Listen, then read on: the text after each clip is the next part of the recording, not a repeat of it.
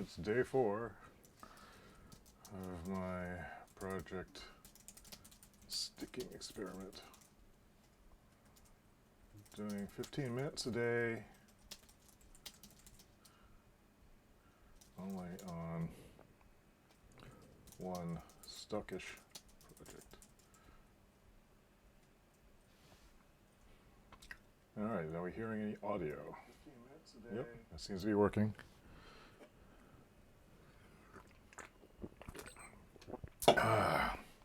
Camera 1 is looking good.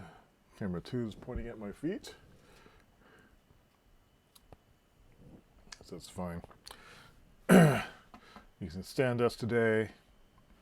Why is this camera messed up? That should be here. That's so big. How size should that be? These are all messed up. The heck? Why did that get big? That's strange. This should be...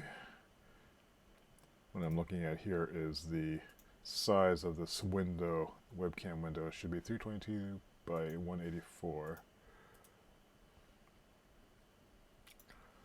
322...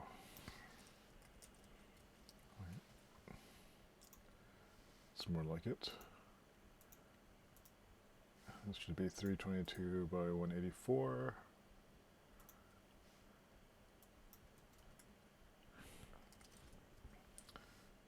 Using Open Broadcaster Studio, and it has kind of a finicky user interface.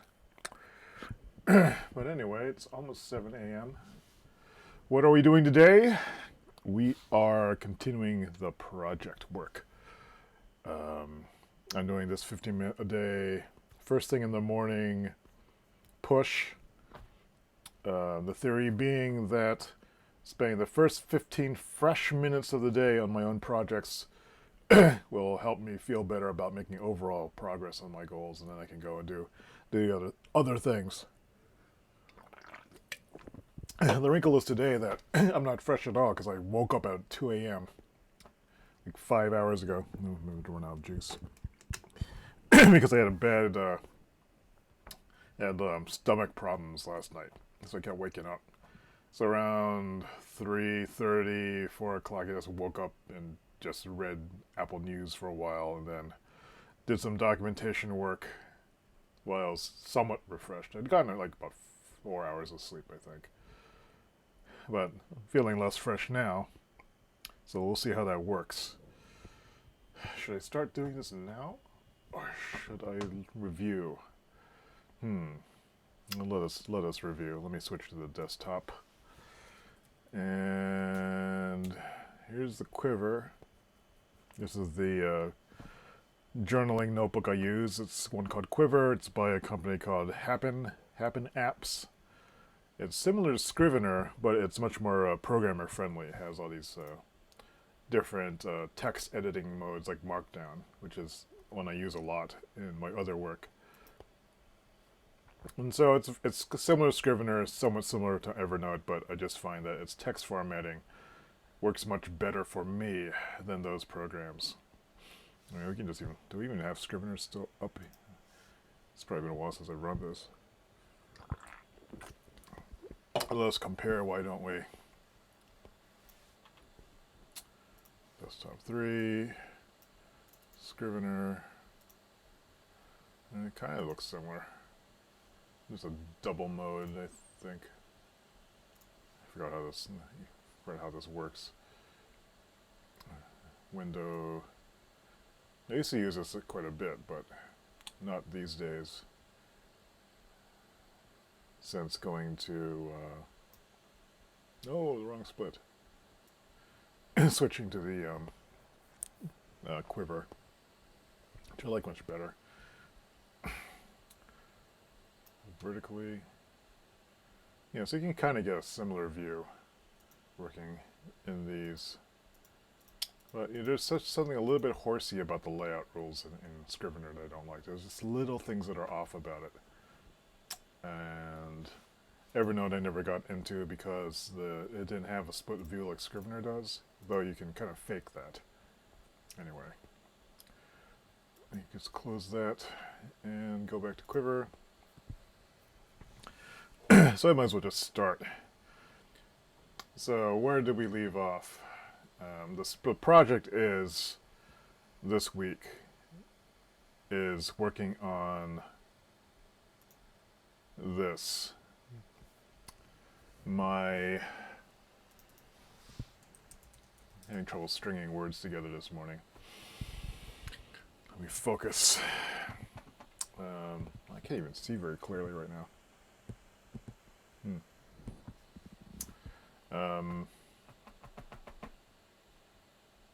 Barely awake. First thing, this project is I'm going to call it a community nerd media project.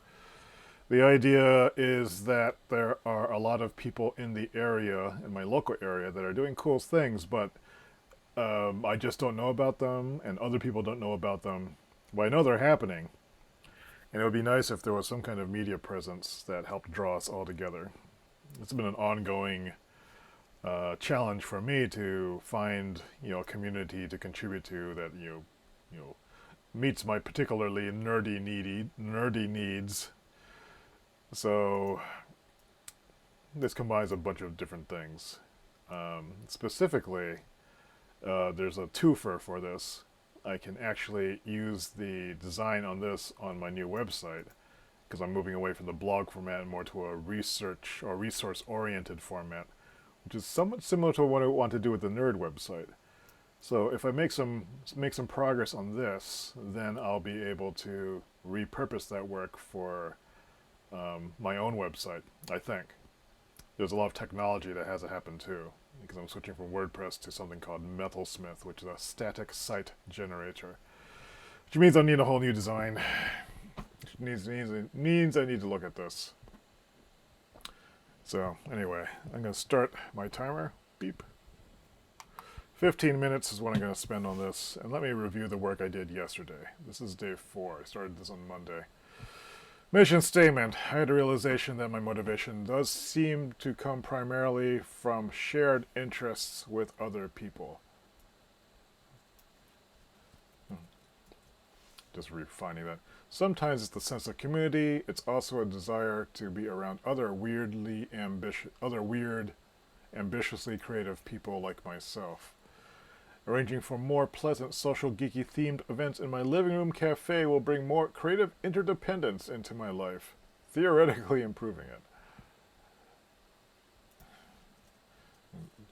Shared community, shared interests. This seems like a redundant sentence. It's kind of nice to be able to just look at this every day and just refine it a little bit, because it looks a little bit different after 24 hours have passed. So the Community Nerd Media Project, first step is to pick a project that will help move the mission along. Don't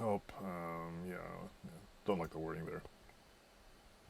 The first project will be Community Nerd Media Project, stylishly celebrating what nerdy awesomeness is going on in New Hampshire.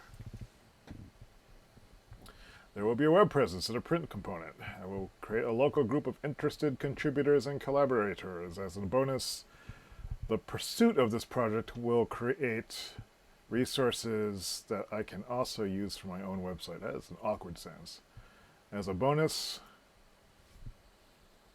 the resources created will be useful for my own website.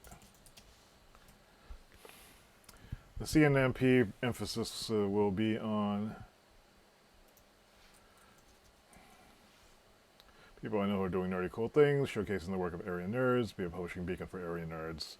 I already have a domain, willing to commit $500 to $1,000 on a print piece. We can find some other people who want to contribute.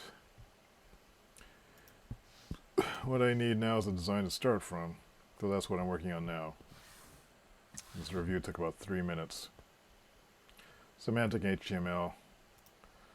This is the article format I was working on, so let's pick it up from here.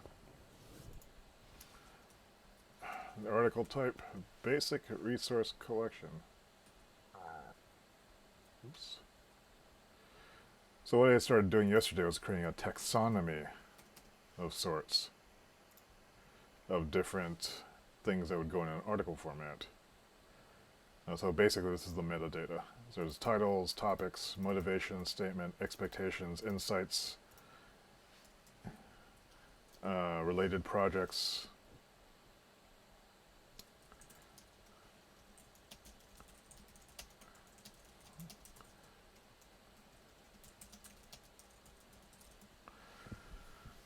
body text, supporting images, inline images,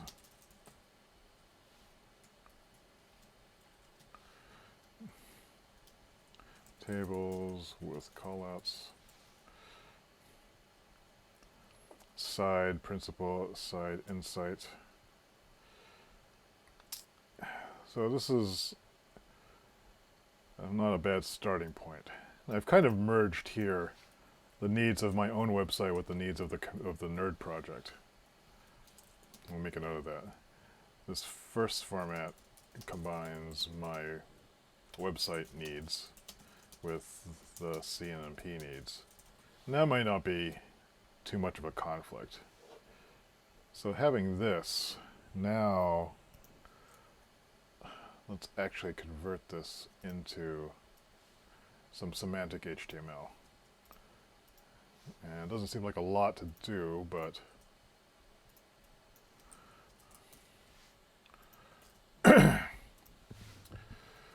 I should look at this Jade templating language too. But let's just write this. So let's see, there's an H2 title. Let's write this up in plain old HTML. Actually, I should switch this to code. Not very pretty looking. Topics, what would that be?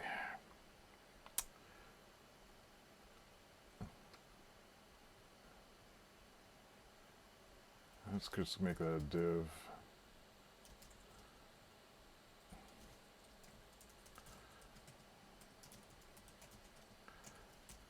What's next? Top motivation statement. I'll just do it like this for now. And refactor it later. Topics, motivation, expectations. I'm not sure if this really is working, but I'm just going to type the whole thing out and see how I feel about it. Site.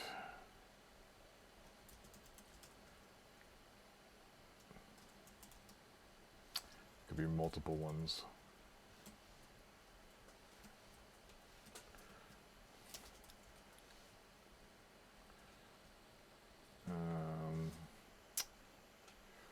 Where are my related projects?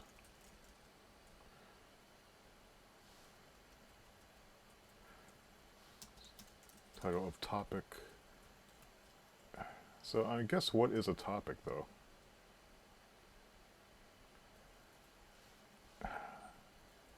And remember this is for the Nerd website too. And really kind of defining a data structure here for a chunk of information. And so I need to think about that in relation to how people might look at this.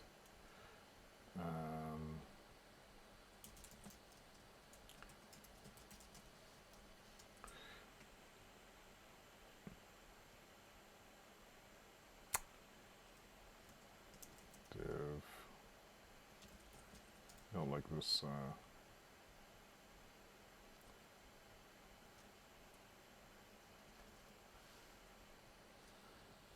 Is there a lorem ipsum generator? Lorem ipsum. This isn't really hitting me, but just kind of just thinking about this right now. Let's make a meta.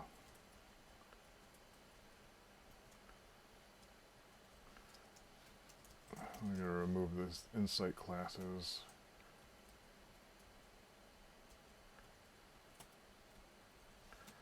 This is Meta Nerd.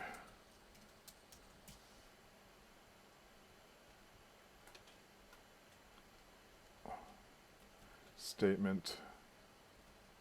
Let's call that summary. Expectations, that's really more of a Dave thing.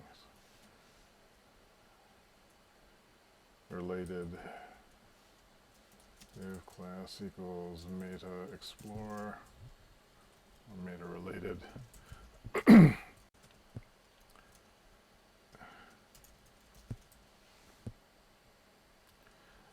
think that's probably a people thing too. Or a group. Groups.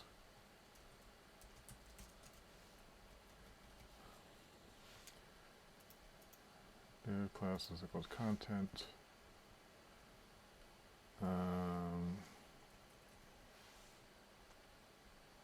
And we got everything, images. Div class, media. Div class, gallery.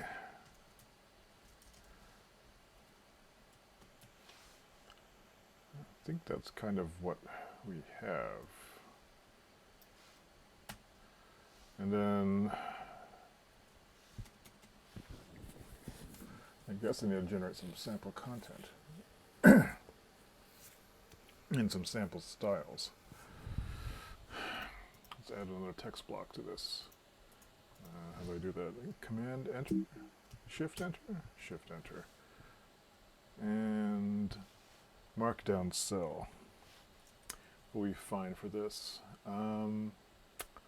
Style notes.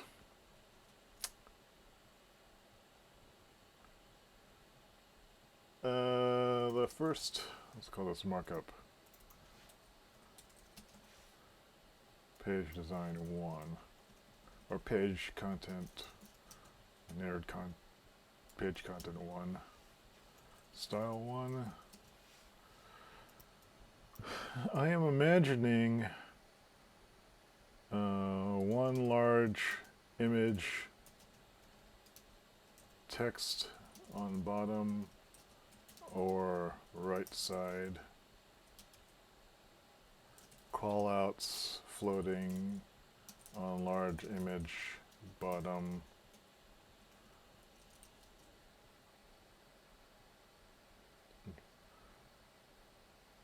bottom left or right.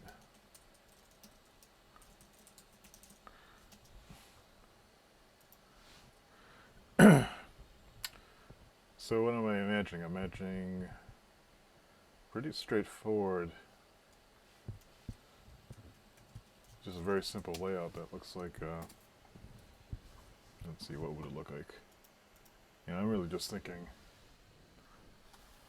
can I draw on this thing? I don't think so. 3 minutes to go. Let me pull up Illustrator real quick. What I want to do is, it's taking sweet time. Ugh.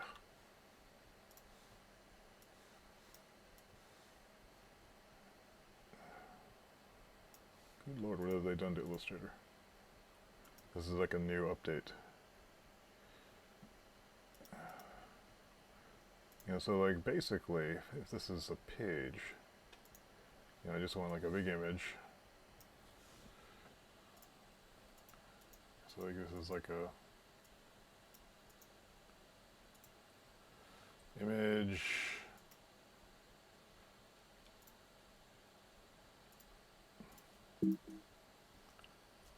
Now what's going on? Whoops. Change all my preferences. Grr. Preference general selection. Maybe I did turn it on selection by path only. Disable that. I forgot to update this caption. This is not Wednesday the 10th. This is Thursday the 11th. Moink. And then so you got that, and then just some text. Maybe that could just be on this side. Is there a Lorem Ipsum generator?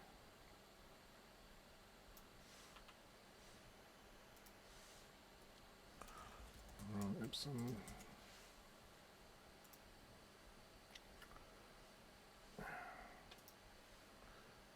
Blah. And this is always Proxima Nova, condensed, regular.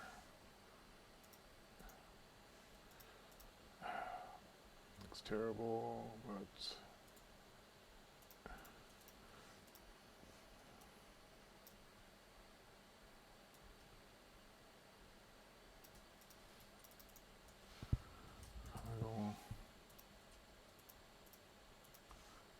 just kind of trying to get a quick viz here.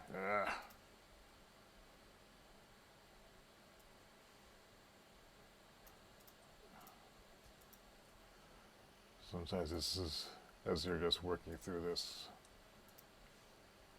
it's easier to, in the process of fiddling with things, just kind of get a sense of what it could look like. It's not a very demanding layout. Why does this keep doing that?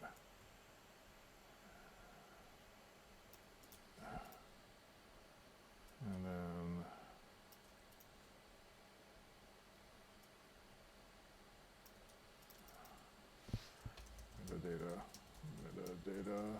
metadata. Let's make this 9 point. There's a text box option, isn't there? Area type options. I think it can make, they have an auto. Rows width, that's not what I want. Auto size. Where's the auto? Nope, this, but we're out of time.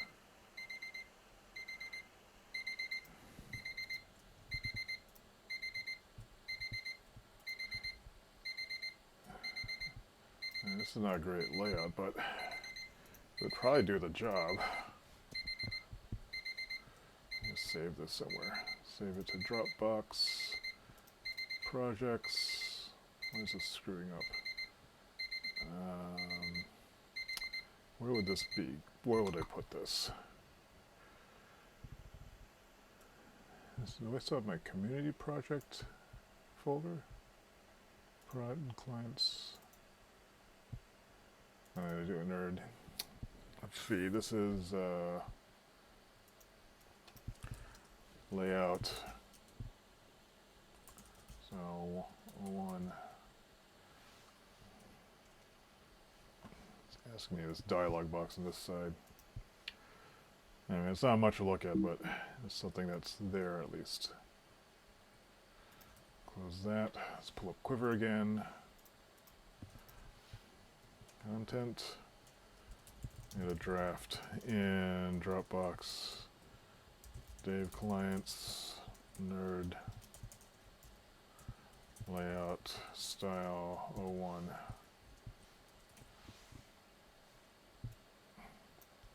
Alright, so that's what we got done today. Let me update my log. Thursday, August 11. Made some really unimpressive HTML with a really unimpressive visualization in Illustrator. Enough to get it going, enough to start thinking though. I mean, the next stage might be tomorrow.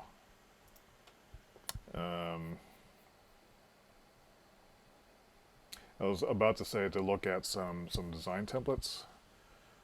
Like, where's some design templates? There's Theme Forest, I guess. I have some credit there.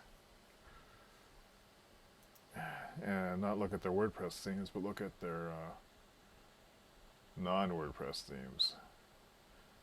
HTML and category, specialty entertainment. I mean, this might be helpful, especially pages. But I also kind of hate looking at templates. I should just ask my friend Carl, like, if what he knows, because he looks at these. He'll know instantly.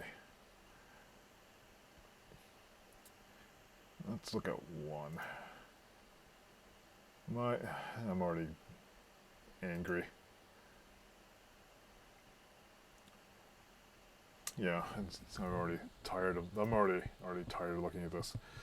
So, what we have now is going back to my quiver. Do something more tomorrow. So I've got this going, and it's not a whole lot of information. It's been 15 minutes. It's like enough to whet my appetite. And throughout the day, I probably will be thinking about this. Maybe I'll see something that plays into this. It'll give me an idea. So when I get started tomorrow morning, my 15 minutes will already have been processed overnight and through activities of the day. So I don't think that'll be really an issue. Woke up way too early. 2:30 a.m. Just stayed up. So I'm not feeling fresh today. Alright, but a little bit of progress. So now the rest of the day is kind of like gravy. As what I did yesterday, though, was I jumped right back into the other demanding projects, which was the coding project. Although I actually worked a little bit on that today. What I did was I wrote the documentation for the code I got working yesterday.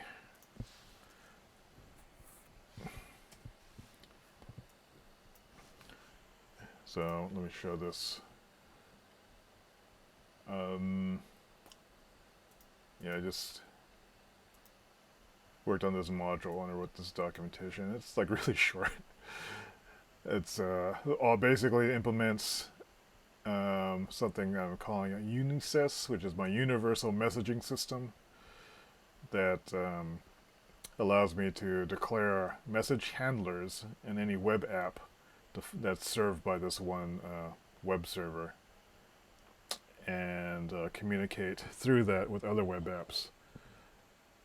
So it sort of is, I noticed that like my event management, my message passing, my service subscriptions, and all those kind of things were all kind of the same structure, and there was a different way of calling each one of them. So I thought it might be nice if there was one method to dispatch all those things, and also took care of the network asynchronous communication, so I wouldn't have to write code that would wait for responses. In our previous version, I would have to manually address each message, wait for something to come back through another message handler, and somehow keep track of it all. It was a nightmare. But this code now, it looks deceptively simple. It handles all that crap now for me, so I don't have to worry about it. At least that's what it's supposed to do. It's probably still loaded with bugs. I'll have to test it by porting it.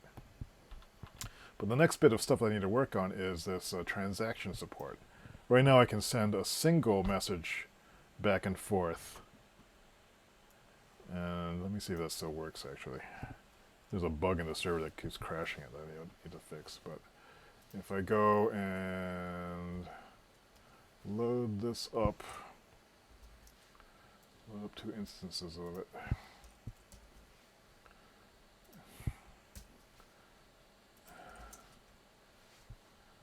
So I'm running these 2. These are running from the node server that's running in this corner down in the bottom left, which is probably not visible because of this badge. Let's hide those for a second. So down here, it's reporting things that are connecting to it. So that's running the Unisys thing. Unisys is implementing a message called test. And then here on dev test, there's a submodule that implements a different one.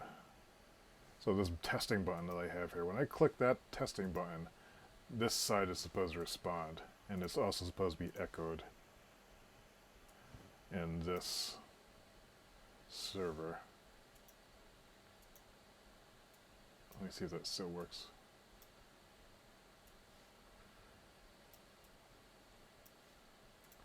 Alright, so let's see the state of the server. So it's been noticing the connections connect and disconnect. So UI test and test. So when I click this button, it's supposed to fire a message that doesn't exist in this web app that's running here. Therefore, it will bump it to the network. The network will determine who has implemented that message, which is this app here. It will get the message, it will do something to it, and then it will return the message and acknowledge on this side to the server that's coming. It will forward it back to here, and the code here will look up that name of that particular transaction packet, find what the callback function is, reconnect it, and fire it, and then, you know, it will magically be satisfied. So, boop, clicked. Down here it said button call remote test, and remote call complete, receive this object. A gift from Unitest, which is running over here. So here the test will add data and delay 3 seconds before returning. Then over here we're seeing that well, one destination has been removed, but it's sent it to the other one. I have a message package called a transaction acknowledgement. That's a special format that will return it to the original sender. So I guess theoretically I should be able to. I'm scared. I should be able to run 2 of these test UI instances, and oh, this isn't gonna. Is this gonna work? No, this isn't gonna work.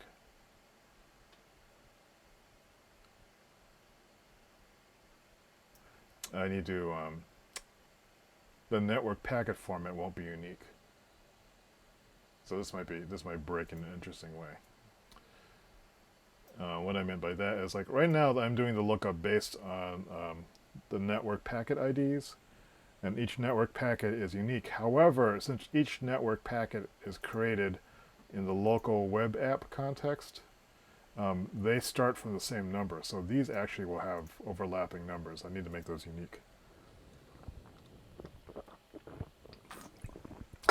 I can use that based on socket numbers, though. So if I click this, some unexpected behavior should happen. No, I can't really tell. But that was how to add that to my issues database. But at least it basically works, so, which is exciting. Especially since I have never written code like this. Test, test, test. That should invoke a whole bunch of returns after 3 seconds. So it's getting it back. This didn't receive those. Test, test, test, test, test, test, test, test. So it's call coming back, and it's not coming up. That's surprisingly working. Oh, you know why? Because it is forwarding it back to the original dispatcher, which is on a unique socket. So maybe it's alright. But this is running exactly the same code, which is kind of gratifying to see that it's actually working. Although I didn't really plan it to work this way. But, you know, that's exactly the kind of thing I want to happen. It's supposed to be painless. Oh, so that's exciting. So what was I doing? Today I wanted to write the transaction support, though. And what I found yesterday was this type of work, this programming work, I'm not particularly good at starting it. I have to be really fresh. I can't just jump into it, like, kind of, even just down by 20% of my energy. If I'm down 20% of the energy, I don't have the necessary push all by myself to just launch into looking at this code, because it's fairly complex.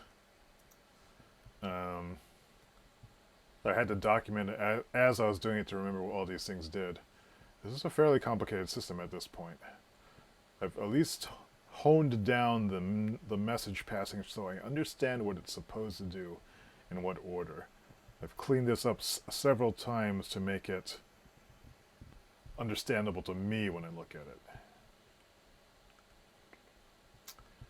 The real test will be to see if I can write this next bit of code, which is the transaction level support, which is, do I even still have it running here?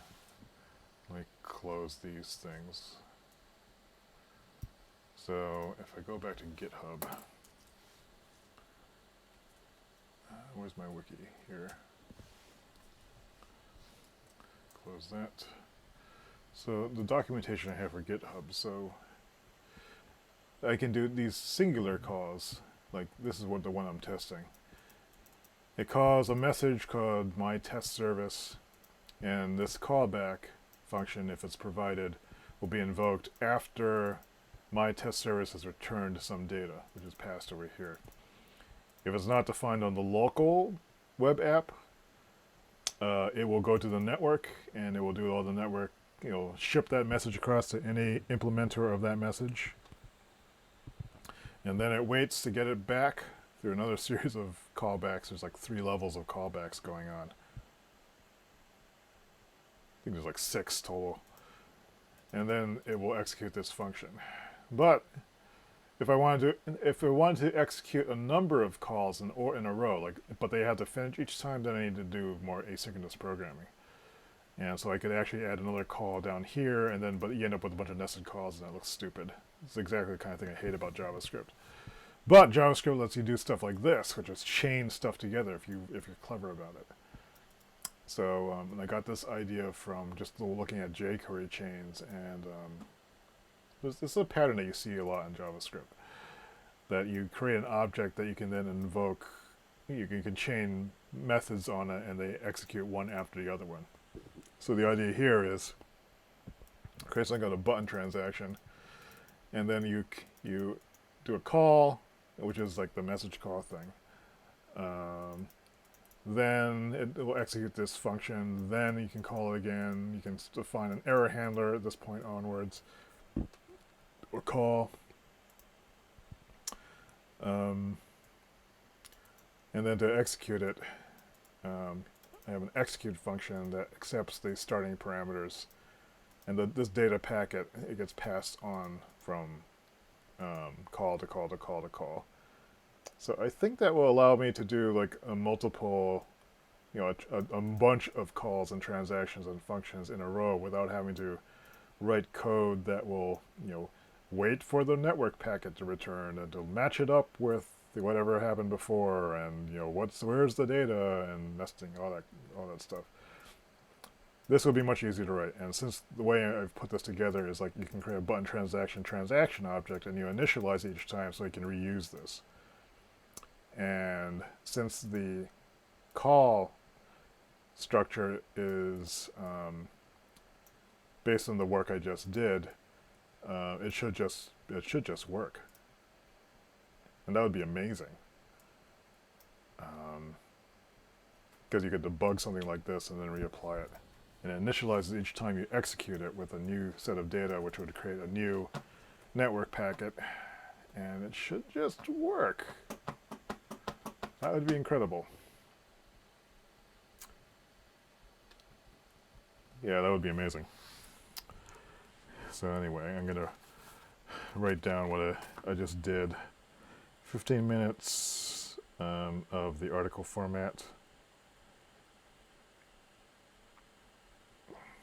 Today is supposed to be very hot. I did also do 1.5 hours of documentation today, which was that GitHub thing I just showed you. 7:34. What I'm going to do is start 15 minutes of this transaction stuff, and I'll see if I still have the energy to keep going with it. Otherwise, I might have to crash for a bit. Alright, here goes nothing. 15 minutes. Oh, I want to take a nap already. All right. Um, so what did I do yesterday? I was like having trouble getting started. So what I do is, like I said, I needed to clear my mind and to put outside of my mind any thoughts of that I would rather be doing something else. I can't trick myself to think, whoa, but you love code, but because that's there's a lot of unknowns and things I haven't even thought of thinking of yet. So I need to find a little thread to hang on to, maybe like an initial question, like something as simple as, where is the code I wrote that was like this before? I had designed something called a sequence. So let's do that. So what I'm going to do is, in this notebook, I'm going to date it the 11th. And in this notebook, I write down my chain of inquiry. What a chain of inquiry is like, because I am still in that state where I'm finding it difficult to start, I need to actually write down each question I'm asking myself so I can remember to focus on it. And I focus on it by looking at the piece of paper I just wrote it on and go, oh yeah, that's what I was doing. I don't know if this is an ADHD thing. I don't know if I am ADHD or whatever that is. I certainly conform to the the inattentive type, which I think is the easily bored type, not the hyperactive one. I like my sleep too much, I guess, to be that. So anyway, the first question is, where is my old sequence code? Let's look at it. Where is my old sequence code? Where is my old sequence code? I had translated it. I have two versions of it, in fact. There's the old net code is in objects net. The new net code is in net sequence. But I think I called it transaction recently. Yeah, this looks similar. So, alright, so found it. Hooray, 2. How does it work? I guess one thing to do would just be to copy my desired format into the text up here as a reference. This is my desired syntax, which is a subject to change. Oh, I forgot to start logging time. They want to get paid. I think I started at about 7:30. It looks like. I'm writing this in my other timesheet here in this monitor. Review transaction approach. All right. So what do we have? I have something called a T object. Optional setup. It has an ID. Has a global success sign. Has a queue. A packet. ID count, and some types. Alright, so it looks like what I'm doing is that I'm pushing an object that says what kind of... Oh yeah, this makes sense. It's a queue of objects that will be executed. And the execute function, and that's, we can set probably is here. This is the older one. Before I was defining sequences and then executing, so it's a slightly different model, but the idea is kind of the same. When exec happens, it looks up the name. It sets a status flag to init. Look over here. And then it copies everything out of the sequence into the running sequence. I'm calling our program. Is that right? Yeah. And then it sets a timeout to call exec next on it immediately. That's clever. How did I learn to do that? That's right, because I couldn't exec it immediately. So what this will do is it will asynchronously start this whole running program by running exec next. So this is like a coroutine, or a co-processing routine, to use an operating system concept. Is it? I don't even remember now.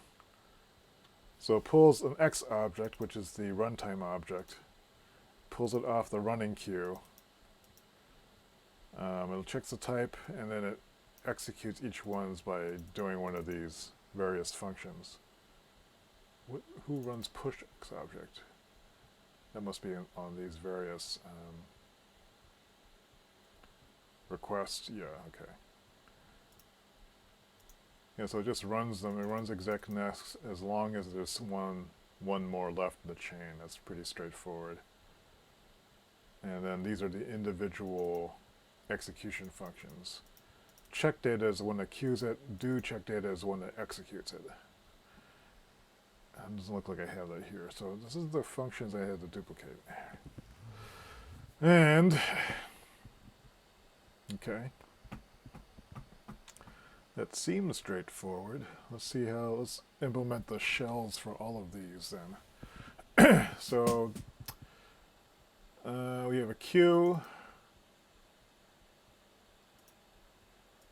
We probably need... okay, this will be interesting. If I want to run the same object anytime, I actually need to create new queues each time. So I have to actually manage threads. Well, let's just get this to work. So let's mirror this so it resembles my structure. I'm going to eliminate this old one. Oops. That's the old one. Here's my desired syntax.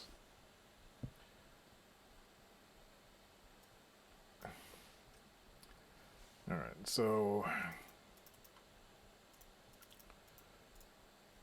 this transaction object, this is the result of my executing unisys.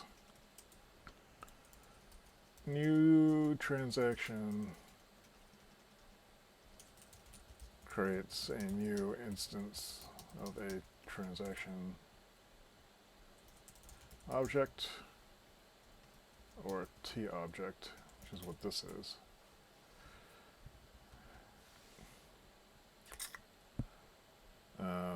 This is a class declaration in my weird JavaScript style.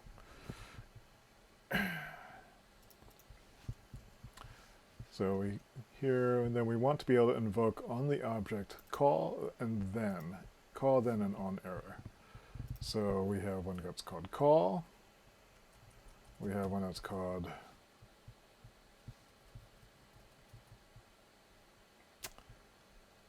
then.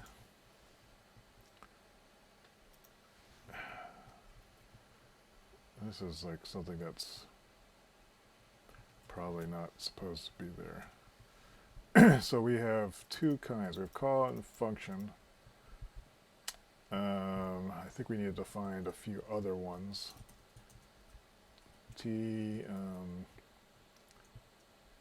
Error.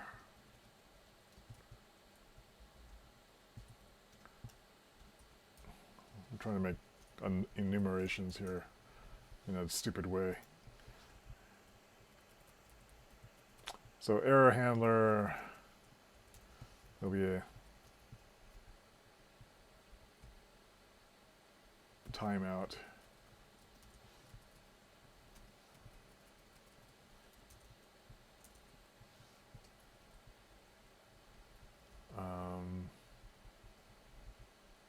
Because I'm going to implement a few more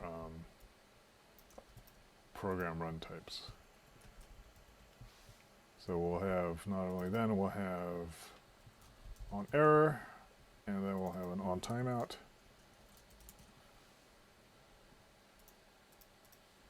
Message, this doesn't need data, because we're going to initialize that with exec. So I guess I might as well add that here. execute. And this will get a parameter object, data or parm. Data, I'll just call it data. I need to update these. Tcall, tfunc, this is and this one istout.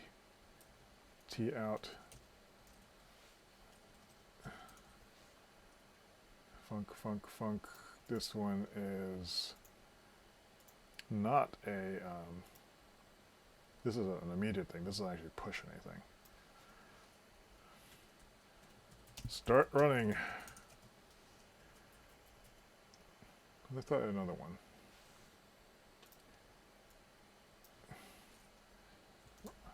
Start running the program.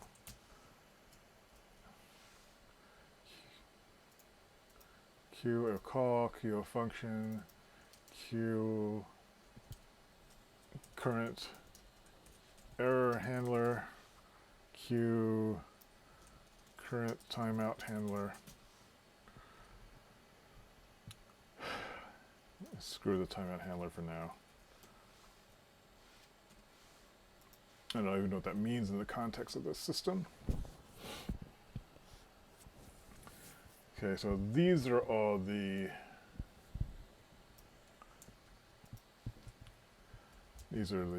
program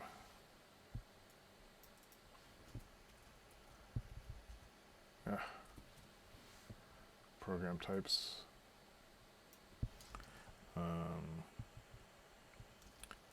Call chain manager, call chain methods.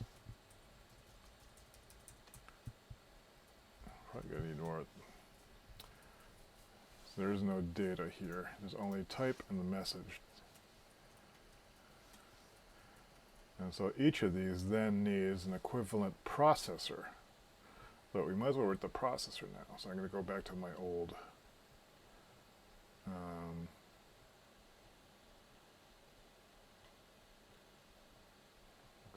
what's going on here? Push X object. Does it do anything special here? Oh, it has fancy stuff going on here. This looks like it was important at some point. T object method push X object functions obj. Then I think the cool thing about this was it was also manage me pushes execution object to correct queue. Oh, because this would handle adding methods on the fly, which I don't think it'll support here. The program queue.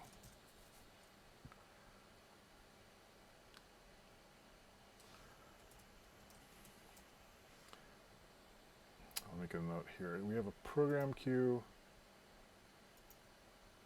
Let's call that program.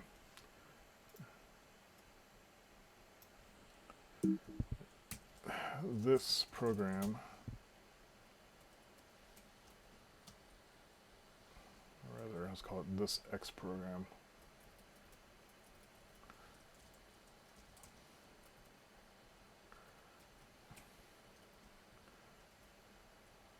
And that means we need also this X run. So the idea is there's a program queue. This is the order of execution objects run, and the running queue is the ones that are currently running. Is that all right? All right, because I'm just popping these things. Program queue, run queue, which is a copy of X program. I forget what these are for. No, there's my 15 minutes, but I am actually now working on the program, which is a good thing. So I will work on this for however many hours it takes to get to trying this thing out. I'm not sure we'll be able to finish this today, but I'm over the hump, which is just getting started on this. It took a little bit of trickery to get my mind in the right place. I'm going to write down where I am. So I'm implementing the transaction code. I'm going to get something else, make some coffee, and then come back to this. So, alright, so I guess my morning has started. Hope everyone has a good day, and stay cool. It's like really a roaster here in New England. Okay, signing out.